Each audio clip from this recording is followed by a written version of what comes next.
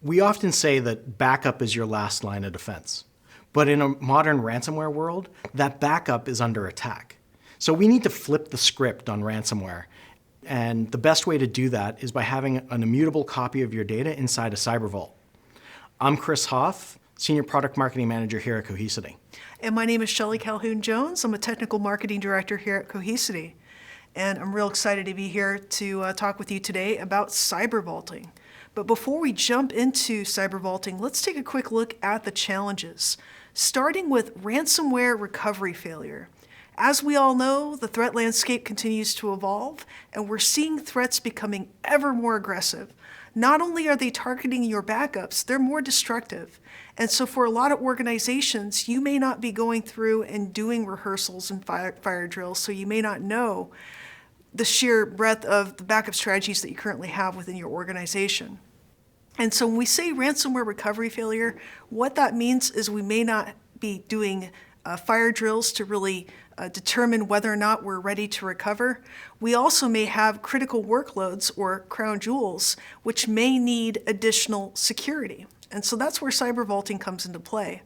And for a lot of organizations, you may be looking at certain compliance goals that you need to meet if you're working in financial or other highly regulated industries. So there's that compliance pressure there as well, along with data sprawl. Because as we all know, for a lot of organizations, you may be moving into the cloud, but it may take a period of time before you fully get into the cloud.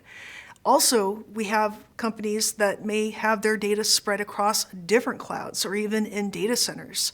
So there's all of those different variables that really come into play, and that's really where cybervaulting helps a lot of organizations with protecting their sensitive data. Yeah, absolutely. And let's take a step back and talk about what is a cybervault. Essentially, what we're talking about is an isolated storage component that is air-gapped, both either physically or logically. The storage is immutable, which means that we can't change the data or delete the data once it's in there. And we have strong access controls, right? Because the goal is to make sure that if there is an attacker inside your network, that they can't see this isolated environment and they can't access this isolated environment so that you can actually have something to recover. And the way that we're implementing our Cybervault is that FortKnox lives in its own instance that's managed by Cohesity. You get to choose which cloud you're in, but we're managing it, so you have all of these components. And Shelley, why don't you take us through how we're implementing them? Yeah, absolutely, because if you've ever worked with cybervaults before, you know that there's a lot of guesswork and building that's involved.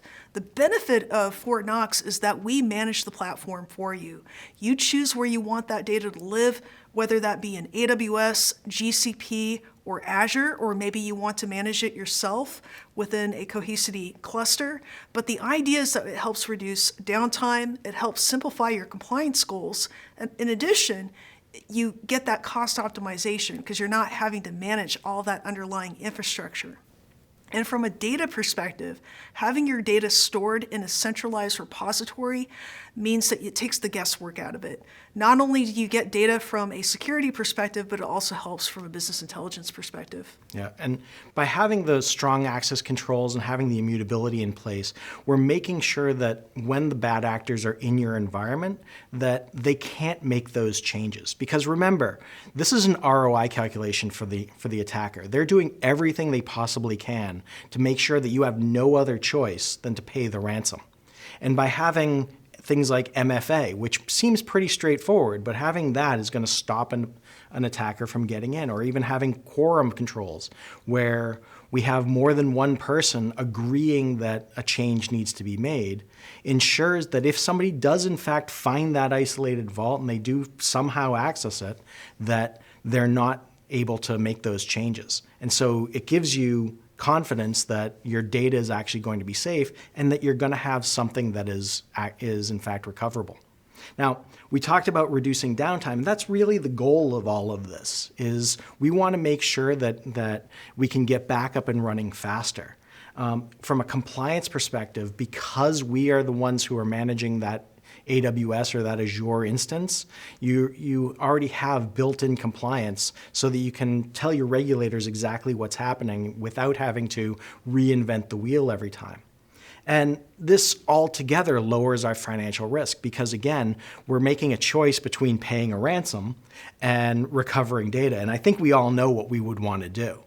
And from a data silo perspective, Shelley, you mentioned about having data everywhere. That data sprawl is incredible. But by having a single platform and a single set of consistent policy controls over your environment, you're essentially guaranteeing that your data is going to be secured in a uniformed way. And so at the end of the day, pulling all this together means that we're going to have those controls in place that allow us to keep the data safe and make sure that you've got something that you can recover. Yeah, and I love the fact that we have that quorum capability, because if you have different groups managing different aspects of your data, like an AWS team or an Azure team, you can actually set a unique set of approvers for that group to approve any changes that happen within the environment. The net of all of this is that our goal is to reduce downtime. For the attackers, it's an ROI calculation. They're doing everything that they possibly can to make sure you have no other choice than to pay the ransom.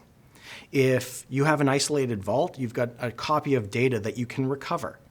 And so now we're reducing our downtime by having that data that we can recover, but we're also reducing our financial risk because, again, we're getting a choice between paying a ransom and recovering data, and I think we all know what choice we would want to make. From a compliance standpoint, this is built in because it is a Cohesity managed vault. So we're essentially checking the boxes for all of your compliance regulations. And we're also reducing data silos. You have data everywhere. So by having a Cybervault, you can have multiple vaults, but you can have one consistent set of policies so that all of your data is treated the same and all of your data is protected. Because when ransomware locks you out of your system, cybervaulting unlocks your resilience.